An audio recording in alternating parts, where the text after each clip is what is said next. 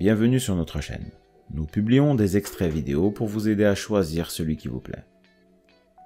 Pour savoir comment télécharger ce livre audio gratuitement, ou un autre de votre choix, n'hésitez pas à cliquer sur les liens en description.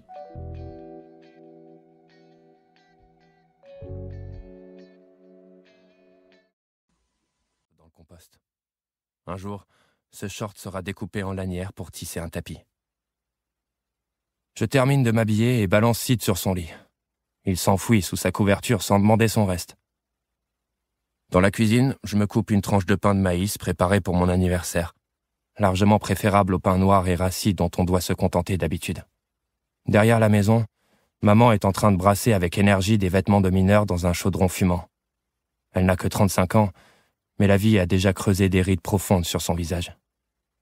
Quand elle m'aperçoit par la grande porte ouverte, elle fait une pause en s'essuyant le front. « Joyeux 16e anniversaire, j'ai fait de la compote. »« Merci, maman. » Effectivement, il y a des prunes qui mijotent dans une casserole sur le réchaud. J'en mets un peu sur mon pain avant de sortir. J'ai ramassé ces fruits dans la forêt l'autre jour, et c'est une agréable surprise de les trouver tout chauds, bien sucrés.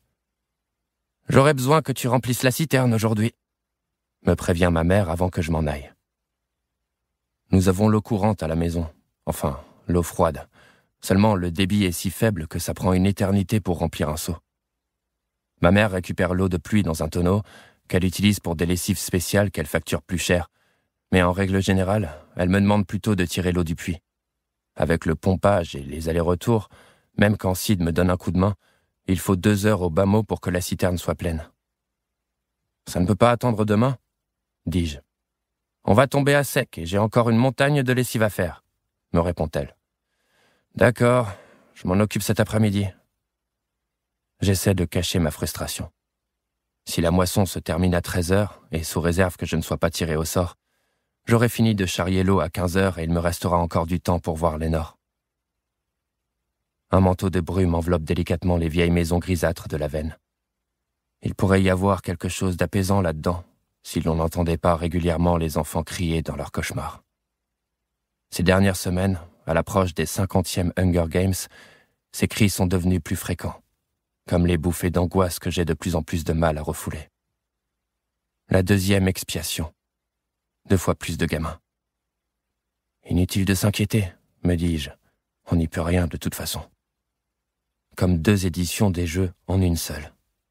Je n'ai aucune maîtrise sur le résultat de la moisson ni sur ce qui suivra. Alors, pas la peine d'alimenter les cauchemars, ni de céder à la panique. Je ne veux pas donner ça au Capitole. Ils nous prennent déjà bien assez de choses. Je parcours les rues désertes et poussiéreuses jusqu'à la colline où se trouve le cimetière des mineurs.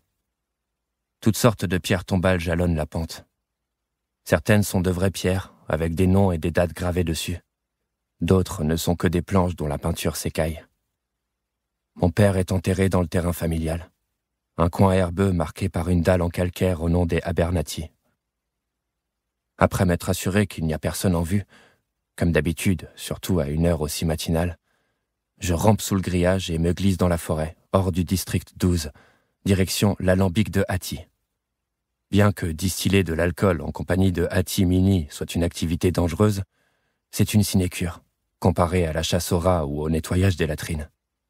Elle me fait trimer dur, d'accord, mais elle ne se ménage pas non plus. Et malgré ses 60 ans bien tassés, elle a plus d'énergie que pas mal de gens 2 fois plus jeunes. Le travail ne manque pas. Il faut ramasser du bois de chauffage, transporter les sacs de maïs, emporter les bouteilles pleines et rapporter les vides pour les remplir de nouveau. C'est là que j'interviens. Je joue les mulets pour Hattie. Je m'arrête au dépôt, un carré de terre dissimulé sous les branches basses d'un grand saule où Hattie entrepose ses fournitures. 2 sacs de maïs concassés de plus de 10 kilos m'y attendent. J'en prends un sur chaque épaule. Il me faut environ 1 heure pour atteindre l'alambic, devant lequel je retrouve Hattie en train de remuer un chaudron de mou à côté des braises d'un petit feu. Elle me tend sa cuillère en bois. « Et si tu touillais un peu cette mixture ?» Je laisse tomber mes sacs sous l'appentis voisin et lève la cuillère avec un sourire de triomphe. « Une promotion ? Super !» C'est nouveau qu'elle me confie le brassage du mou. Peut-être envisage-t-elle de me former pour faire de moi un partenaire à part entière. Si nous étions 2 à distiller à plein temps, sa petite affaire rapporterait davantage.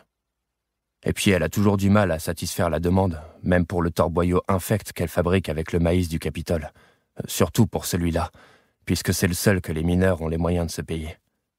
Elle réserve son meilleur cru aux soldats peu scrupuleux, la plupart des pacificateurs autrement dit, et aux habitants les plus forts. Si ce livre vous a plu, vous pouvez alors le télécharger gratuitement. Pour savoir comment faire, cliquez sur le lien en description de la vidéo. N'hésitez pas à commenter pour nous informer des extraits de livres audio que vous aimeriez écouter. Pensez à liker et à vous abonner pour ne rater aucune vidéo.